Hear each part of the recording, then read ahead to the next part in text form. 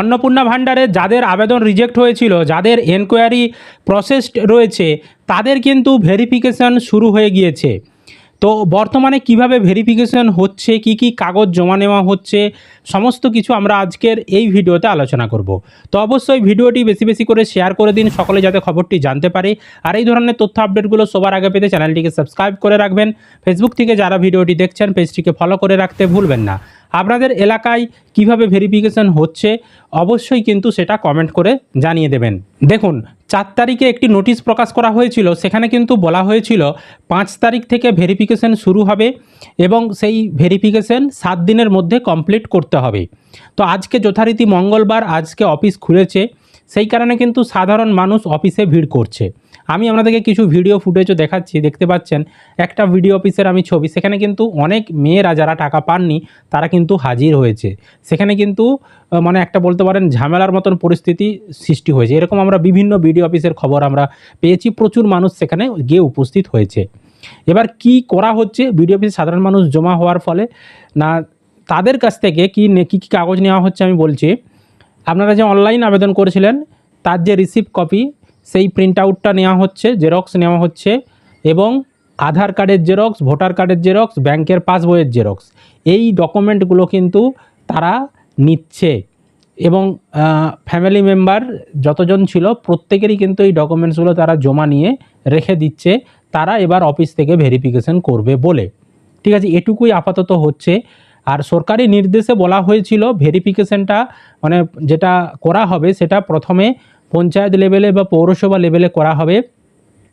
সেই ভেরিফিকেশন করার জন্য পঞ্চায়েতে নিয়োগ করা হয়েছে, নিয়োগ বলতে তাদেরকে আইডি পাসওয়ার্ড দেওয়া হয়েছে, পঞ্চায়েতের যারা স্টাফ তাদেরকে দেওয়া হয়েছে এনকোয়ারি আইডি বা এনকোয়ারি অফিসারের আইডি দেওয়া রয়েছে। তারা সেই আইডিতে লগ ইন করে সেখানে যাদের যাদের আবেদন রিজেক্ট হয়েছে সেই আবেদনগুলো পুনরায় ভেরিফিকেশন করে রেকমেন্ড করবেন যে কে টাকা পাওয়ার যোগ্য।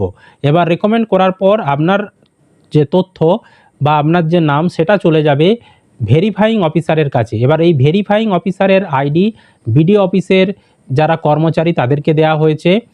তারা বিডিও অফিসের স্টাফরা যখন তাদের ভেরিফাইং অফিসারের আইডি লগ ইন করবে, পঞ্চায়েত থেকে যে আবেদনগুলো পাঠানো হয়েছে সেগুলো সেখানে দেখাবে।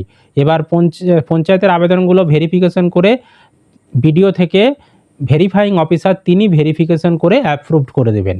অ্যাপ্রুভড করে দেওয়ার পর আপনার টাকা যখন ছাড়বে তখন ঢুকে যাবে, আপনার স্ট্যাটাস ও অ্যাপ্লিকেশন অ্যাপ্রুভড চলে আসবে। এইভাবে পুরো ভেরিফিকেশনটা করার কথা ছিল। তো বাড়িতে বাড়িতে ফিল্ড ভেরিফিকেশন করতে আসারও কথা রয়েছে পঞ্চায়েতের তরফ থেকে, কিন্তু এত সংখ্যক উপভোক্তার রিজেক্ট হয়েছে, সবারই বাড়িতে বাড়িতে এসে আশা করি ভেরিফিকেশন করা সম্ভব হবে না। অনেক জায়গায় ফোন করে তথ্য চাওয়া হচ্ছে ভেরিফিকেশনের জন্য, অনেক জায়গায় ফোন করে আপনাদেরকে অফিসে আসতে বলা হচ্ছে ডকুমেন্ট নিয়ে। বিভিন্ন জায়গায় বিভিন্ন রকমভাবে ভেরিফিকেশনের প্রসেস চলছে। তো আমি আপনাদেরকে যেটা বললাম, বিভিন্ন বিডিও অফিসে কিন্তু এরকম ডকুমেন্টসের জেরক্স জমা নিচ্ছে।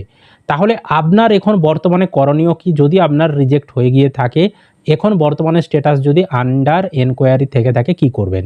দেখুন, আপনি প্রথমে আপনার এলাকার পঞ্চায়েতে যান, ওনারা কি বলছে শুনুন। তারপর আপনি চলে যান আপনার যে বিডিও অফিস, সেখানে চলে যান। সেখানে যদি ডকুমেন্ট জমা নেয় সেখানে আপনারা ডকুমেন্ট জমা দিয়ে আসুন। বোঝাতে পেরেছি?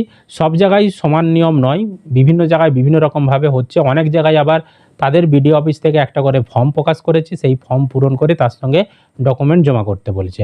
আবার অনেক বিডিও অফিস কোনো ফর্ম প্রকাশ করেনি। এইভাবে বিভিন্ন জায়গায় বিভিন্ন রকমভাবে কাজগুলো চলছে।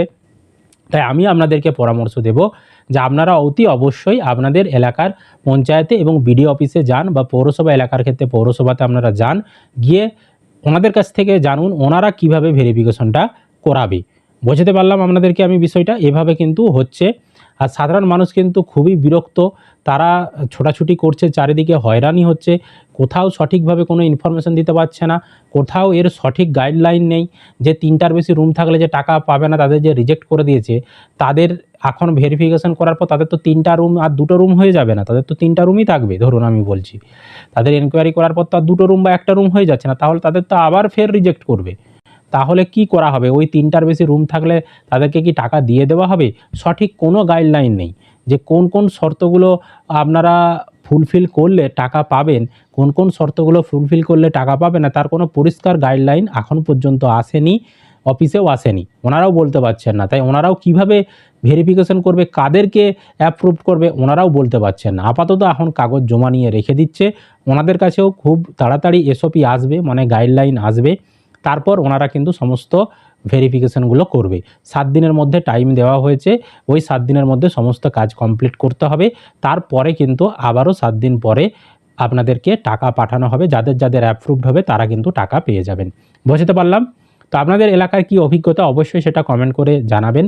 ভিডিওটি বেশি বেশি করে শেয়ার করে দিন, সকলে যাতে খবরটি জানতে পারে। আর এই ধরনের তথ্য আপডেটগুলো সবার আগে পেতে চ্যানেলটিকে সাবস্ক্রাইব করে রাখবেন। ফেসবুক থেকে যারা ভিডিওটি দেখছেন পেজটিকে ফলো করে রাখতে ভুলবেন না।